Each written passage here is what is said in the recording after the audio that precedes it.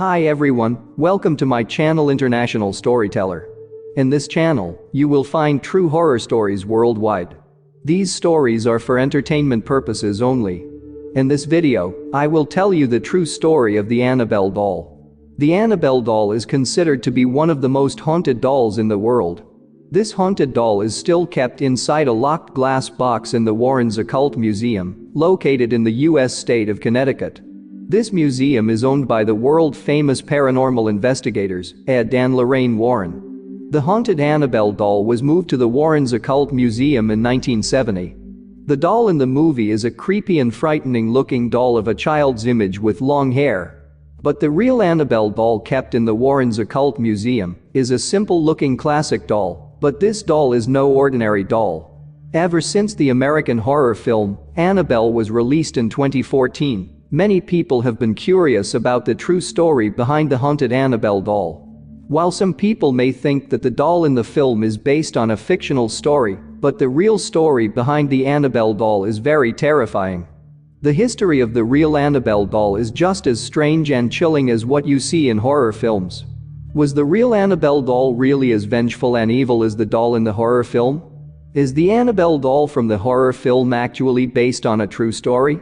In order to know this, let us hear the true story behind the haunted Annabelle doll. The real-life story of the haunted Annabelle doll began in the year 1970, when the doll was given as a birthday gift by a mother to her daughter, who was turning 28 years old. The 28-years-old girl named was Donna, and she was a student nurse. She lives in a shared apartment with her roommate, Angie, who is also a student nurse. Her mother bought the doll as a second-hand doll from an antique store. At first, Donna was excited about the doll given to her by her mother as a gift. She liked the present, so she put the doll on her bed. But after some days, the doll started behaving strangely and became a source of great fear for Donna and her friend Angie. Both girls used to play with the cute smiling doll when it first arrived, but quickly forgot about its existence as it became part of the decoration in the house. But one day, Donna started to notice that the doll mysteriously moved or changed positions on its own. She noticed that the doll that was put on her bed began to change positions by itself. The doll was often found with its legs crossed or standing on both feet, but it was never left in those positions on the bed. As time went on, both girls started to notice that the doll seemed to move from room to room. Donna would sometimes leave the doll in the living room, but when she returned home, she found the doll on her bed with the door closed. She again put the doll on a chair in the living room. But after she returned home from college, the doll was found lying on the floor. Still, Donna thought that the doll might be accidentally falling off the chair on the floor. Then, a week later, Donna and her roommate Angie began to find notes on the floor of their apartment. The strange thing was that the notes were written on a type of paper known as parchment paper, and neither of the two girls had ever used parchment paper in their apartment. The notes written on the parchment paper were similar to the handwriting of a small child. The commonly written messages on the notes were words like, "Help us," and "Help Lou." Lou was a longtime fiancé of Angie, and at the time, it was unclear why the doll had written his name in particular. At first, they thought that maybe an intruder was moving the doll around and leaving the notes in their apartment. Since that incident, the doll has begun appearing in different rooms more frequently. Donna, after returning home from college, would find out that the doll had moved again to her bed from the living room. This time, there is something more scary about the doll than just changing its position.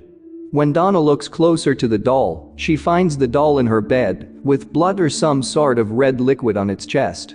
The blood seems to be coming from the doll itself. Since that incident, Donna and Angie were very scared of the doll.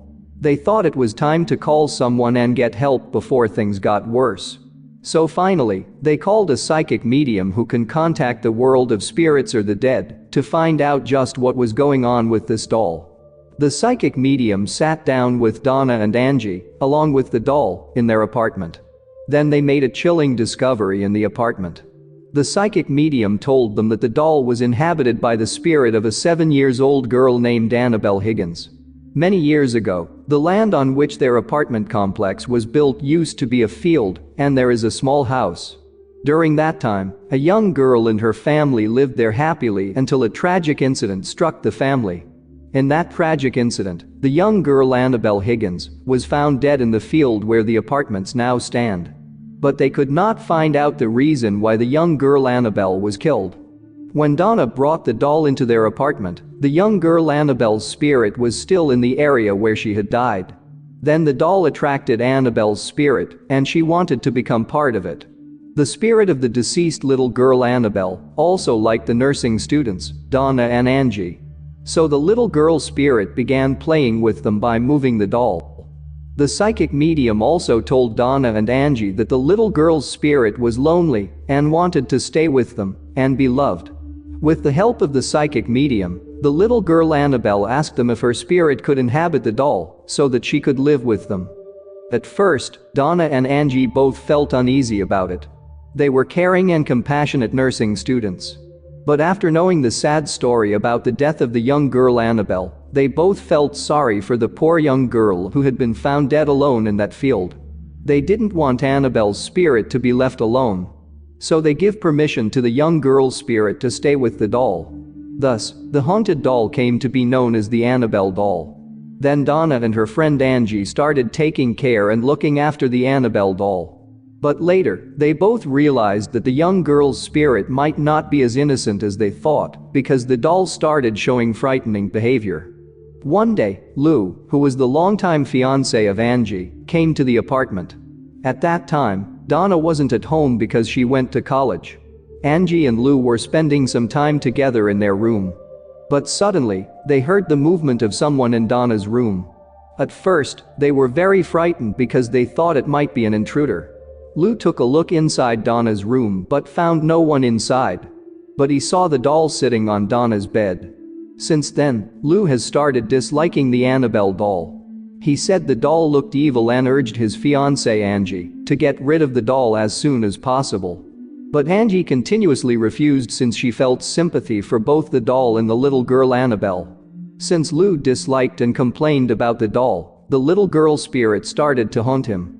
While Lou was staying in the apartment, he started having terrifying experiences. According to Lou, one night, while he was sleeping, he awoke and found that he could not move his body. He was very panicked and frightened. At that moment, his eyes were looking toward the end of the bed, and he saw the doll standing there.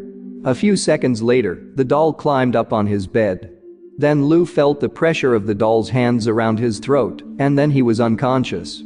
When he woke up the next day, he was very terrified and knew it was not a dream. He told Donna and Angie that the doll really attacked him while he was sleeping, and it was not a dream or nightmare. But Donna and Angie never believed the story told by Lou. Although they moved the doll to an unused room. In the next incident, Lou was entering the darkened room in their apartment where the doll was being kept. As soon as he entered the room, he felt someone attack him and felt a terrible pain in his chest. When he switched on the light in the room, he saw that there were a series of bloody claw marks on his chest. It looks like some kind of animal had an attack on him and roughly scratched him. But when he looked around inside the room, he saw no one. The scary thing was that, when he looked down, he saw the doll lying on the floor.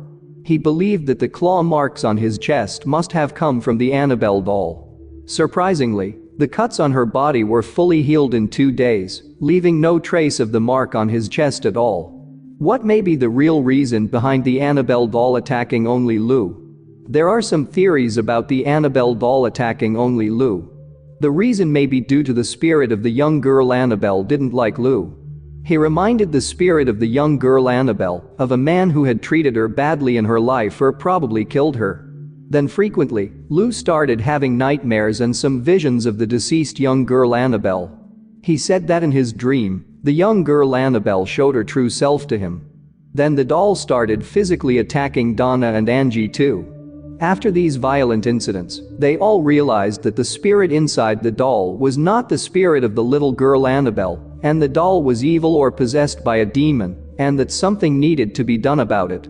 Donna knew they needed more than a psychic medium, so she contacted a priest named Father Higgin. After Donna explained what had been happening to Lou and the doll, Father Higgin decided to call a priest of higher authority named Father Cook. Upon hearing about the horrifying events, Father Cook instantly called Ed and Lorraine Warren. Ed and Lorraine Warren were demonologists who had better knowledge of demons and evil spirits. They have investigated more than 10,000 cases of paranormal activities in their lives. At the age of 7, Lorraine started seeing lights or auras around people. But she was afraid to tell her parents because she feared that they would think her crazy. So, she spent many years praying to God about it because she didn't want to be different from a normal person. Then Lorraine met with Ed Warren at the age of 16. At first, she didn't even tell Ed Warren about her abilities. But later, Ed Warren came to know about Lorraine's abilities and would tell her that she was different. Ed Warren was a self-taught demonologist. He would investigate a house that was said to be haunted. Later, Lorraine joined with him, shared their talents, and became world-famous paranormal investigators. They have many cases related to ghosts throughout the United States and in faraway countries such as Japan, England, Scotland, France, and Australia. They did not charge anything for their investigation about ghosts, except for travel expenses. Ed and Lorraine Warren said that most unwanted spirits enter through an object such as Ouija boards, tarot cards, or psychic's medium. They said that many of their cases involve when someone with an Ouija board asking, "Is there a spirit here?" In a similar way, Ed and Lorraine Warren said to Donna and Angie that both of them made a big mistake by contacting a psychic medium and allowing the spirit of the young girl Annabelle to stay with the doll. They started their investigation about the doll with a priest called Father Cook.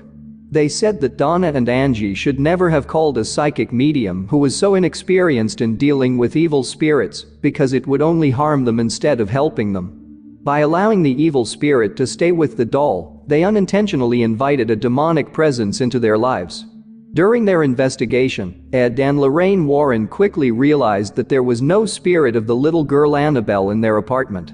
According to their investigation, the doll acted as a channel for a demon to interact with humans. Later, they discovered that the demon was pretending to be the spirit of the young girl Annabelle. This means the Annabelle spirit that was attached to the doll was actually a demon. They came to the immediate conclusion that the doll itself was not in fact possessed by the spirit of the young girl Annabelle, but manipulated by an inhuman or demonic presence.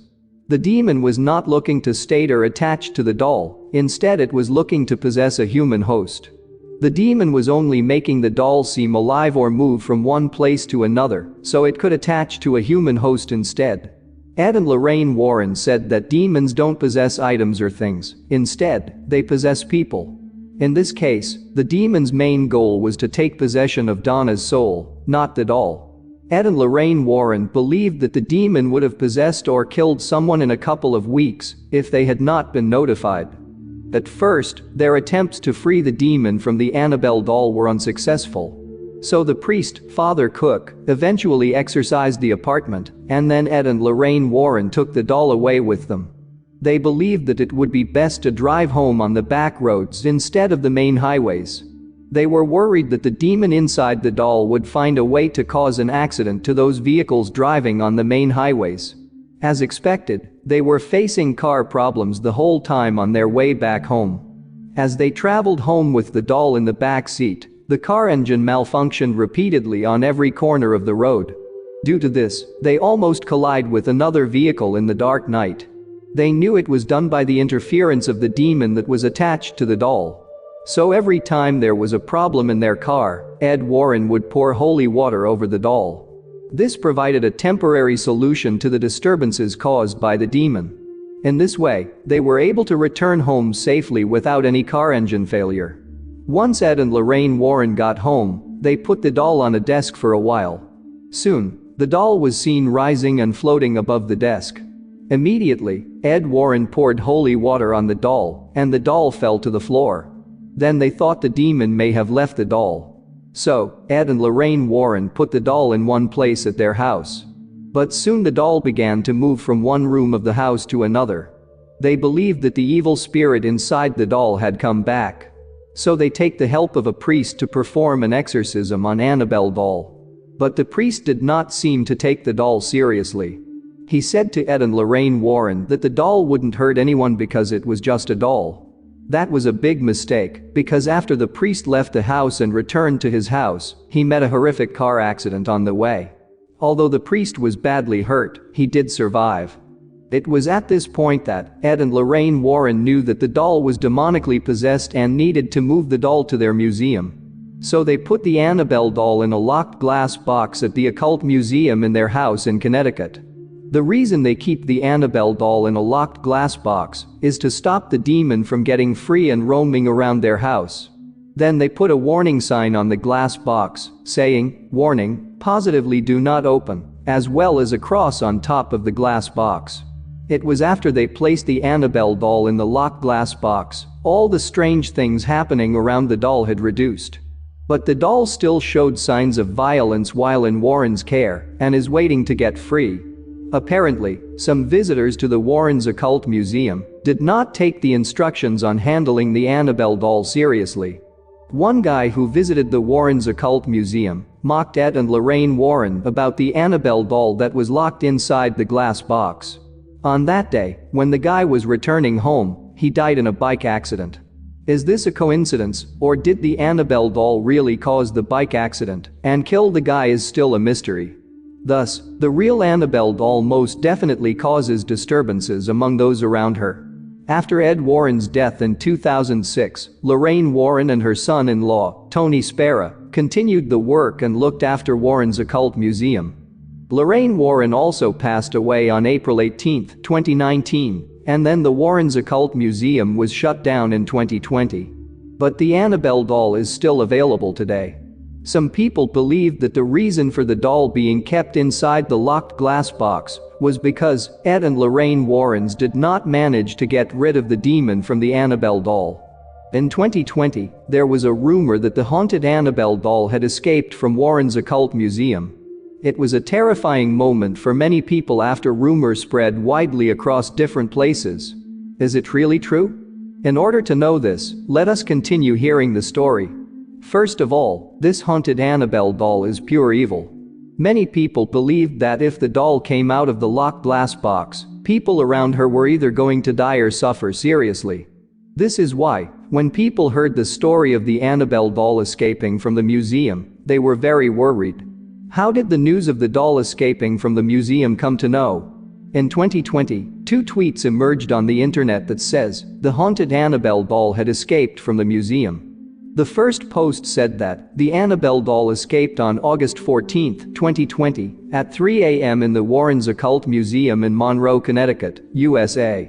Then the second tweet made hours later on the same day, stating that the Annabelle doll had escaped her cage. Both posts went viral on Twitter, as many ghost believers were left in a complete state of shock. Soon after the posts went viral on social media, Ed and Lorraine Warren's son-in-law, Tony Spera, released a video on YouTube saying that the Annabelle doll is still in the museum and had not escaped from the locked glass box. In the YouTube video, he said that if the doll had left the museum, he would instantly know about it because he has good alarm systems in the museum.